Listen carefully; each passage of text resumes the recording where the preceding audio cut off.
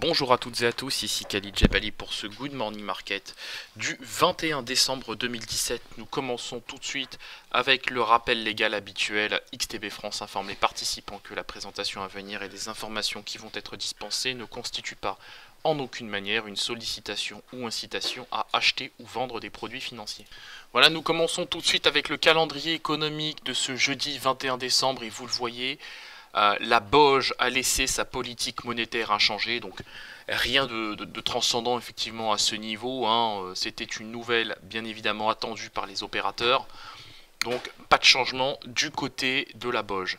Ensuite, nous prendrons connaissance aujourd'hui de plusieurs statistiques très intéressantes du côté outre-Atlantique, aux premières desquelles nous aurons le PCE Core, donc l'indice d'inflation de la Fed attendu stable à 1,4%. Sur le troisième trimestre, donc c'est bien évidemment une statistique qui va intéresser les opérateurs. Nous prendrons connaissance aussi de l'indice Philly Fed, de l'activité manufacturière dans la région de Philadelphie.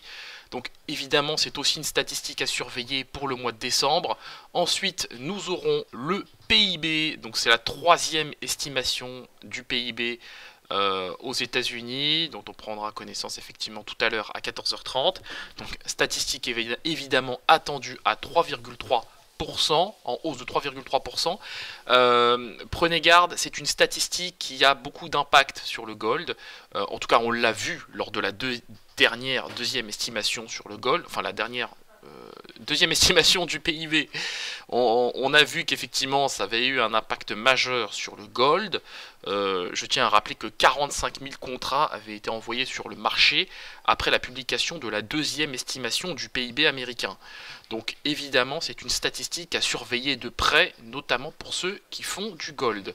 Et ensuite effectivement, donc toujours aussi à 14h30, on prendra connaissance des statistiques dont vous avez l'habitude désormais, les inscriptions hebdomadaires au chômage aux États-Unis. Donc ça c'est évidemment une stat qui va nous intéresser, mais dans une moindre mesure, puisque on est quand même focus sur le PIB.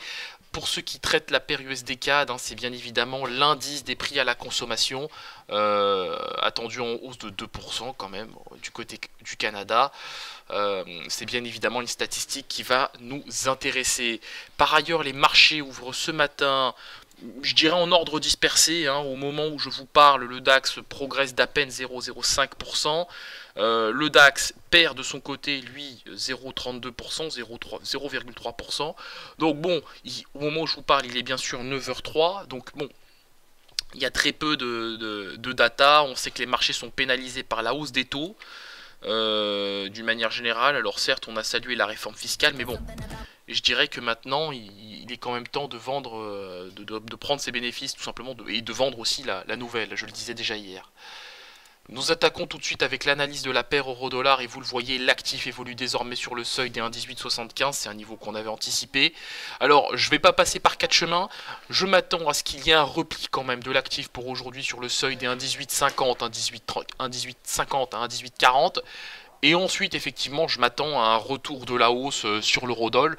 Et pourquoi pas aller à 1,19 tout simplement. Pourquoi pas aller à 1,19 sur l'eurodoll, mais pas à court terme. Pas à court terme, évidemment. Ce sera plus sur les premières semaines de janvier 2018. Mais à court terme, on peut anticiper effectivement une petite baisse pour aujourd'hui. Dans le cadre d'un rebond technique sur indice, pourquoi pas, évidemment. Parce qu'on a quand même perdu 300 points d'AX en l'espace de 3 jours. Donc c'est pas rien. Donc je pense qu'il est temps d'assister, il est temps qu'on fasse un rebond technique pour le principe et qu'évidemment nous shortions en parallèle la paire euro-dollar. Nous poursuivons avec le DAX 30, l'actif évolue sur le seuil des 13 050, alors je viens de le dire, l'actif a perdu 300 points en l'espace de 3 jours.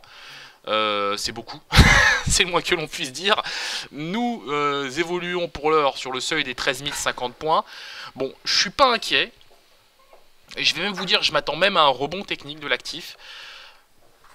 Un rebond technique que je situerais sur le niveau des 13 150, à peu près. 13 000, sur la fourchette. 13 120, 13 150. Au mieux, les 13 160, 13 170. Mais bon, j'irai pas beaucoup plus haut en termes de... Enfin, en tout cas, j'irai pas au-delà des 13 175 points dans le cadre d'un rebond technique. il se pourrait que nous prenions appui sur le niveau des 13 025, 13 030. Hein. Pour l'instant, on n'a pas beaucoup de visibilité. Mais c'est le biais que j'ai aujourd'hui sur le DAX. Je pense qu'on peut clairement assister à un rebond technique sur l'actif. Nous poursuivons avec le gold. Donc l'actif évolue à l'image de l'eurodoll en tendance haussière. Donc on pourrait presque tracer, tracer un canal haussier en M30. Donc nous le voyons, l'actif évolue entre les moyennes mobiles à 25 et 100 périodes. Donc bon, ça c'est un élément qui me gêne un peu. Je m'attends à une petite correction sur le seuil des 1260 points à 1258 points, dollars, pardon, sur le seuil des 1260 dollars à 1258 dollars, je devrais dire. Je donne pas cher de cette moyenne mobile à 100 périodes. Voilà, je pense qu'on peut la casser en M30 et qu'on ira faire le niveau des 1258 à 1260, mais que effectivement derrière, dans le cadre d'un rebond de l'euro, bah, pourquoi pas aussi un rebond du gold et éventuellement un retour sur le niveau des 1265 et peut-être même 1270 dollars l'once. Mais évidemment, il s'agit là d'une analyse un peu plus long-termiste, hein. À très court terme, j'anticipe bien évidemment une correction de l'actif sur le seuil des 1260 à 1258 dollars l'once. Le WTI, donc bien évidemment, l'actif a été porté hier par la publication du département d'énergie américain. Donc les stocks hebdomadaires de pétrole ont reculé de 6,5 millions de barils pour la semaine terminée au 15 décembre. C'est très positif. En parallèle, on a des stocks d'essence qui sont ressortis en hausse de 1,2 million de barils, mais dans la mesure où c'est inférieur à ce qui était attendu par le consensus, c'est positif pour le marché du pétrole. Et donc, conformément à nos attentes, hein, on a bien rallié le niveau des 58 dollars le baril. C'est désormais une zone de support. Je m'attends à ce que les prix rallient le niveau des 58,50. Voilà. Parce que je tiens à rappeler qu'on a quand même des tensions géopolitiques au Moyen-Orient entre le Yémen et l'Arabie Saoudite. Le Yémen ne cesse de lancer des missiles de fabrication iranienne selon les Saoudiens, et donc ça exacerbe les tensions existantes entre l'Arabie Saoudite et l'Iran. En parallèle, vous avez toujours la fermeture de cet oléoduc, hein, Fortis, en mer du Nord, qui pénalise les cotations. Vous avez aussi un rebond des exportations américaines. Donc tous ces éléments évidemment plaident en faveur d'une hausse des cours du WTI, et donc pourquoi pas les 58,50 à même 59 dollars le baril. Alors peut-être pas aujourd'hui, mais au moins d'ici à vendredi.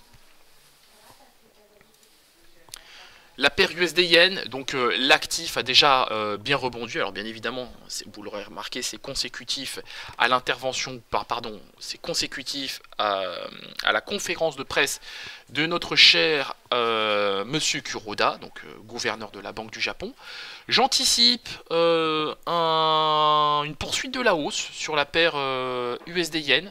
Je vois bien l'actif tenter les 113,8. Voilà. 113,8, ça me semble pas du tout improbable. Par contre, à partir de 113,8, prudence. Voilà. 113,8 yens, on pourrait assister à un décrochage de l'actif. On n'en est plus très loin. On est déjà à 113,6. À partir de 113,8, hein, il se pourrait qu'on commence à piquer du nez sur la paire USD-Yen. La volatilité, donc conformément à ce que je disais hier, on a bien rallié le niveau des 11,15% de volatilité. On retrouve des couleurs sur la vol. Évidemment, c'est consécutif à la hausse des taux, qui n'est pas bon qui n'est pas bonne pour les indices. Donc, donc ici, la vol, de mon point de vue, on va rester sur les fourchettes de 11,5 à 11,15% de vol. Néanmoins, si on s'affranchit des 11,5, et bien là, ce sera très clairement mauvais pour l'indice S&P 500, et on pourrait évidemment assister à un petit décrochage de l'indice S&P 500. Toute proportion gardée évidemment, puisque vous le savez, les indices sont tenus par des gestions et non des moindres. Voilà, c'est quand même le cas de le dire. Donc pour l'heure, j'anticipe un range sur la fourchette de 11,5 à 11,15% de vol sur l'indice S&P 500. Nous terminons avec l'indice, forcément S&P 500, majeur. Donc on se stabilise sur les cotations de 2680 points. On pourrait assister à un petit décrochage en direction des 2677, puis ensuite repartir à la hausse en direction des 2690, à pourquoi pas même 2697. Voilà. Point sur l'indice S&P 500. Voilà, je vous propose de nous quitter sur cette note. On se retrouve comme d'habitude aujourd'hui à 15h15 pour notre live trading. Donc ce sera bien sûr l'occasion de faire le point sur tous les éléments que j'ai évoqués pendant ce Good Morning Market. Et bien sûr de, pourquoi pas, prendre les dernières positions de l'année avant, effectivement, avant tous les jours fériés qui nous attendent la semaine prochaine. Merci à vous et à tout à l'heure.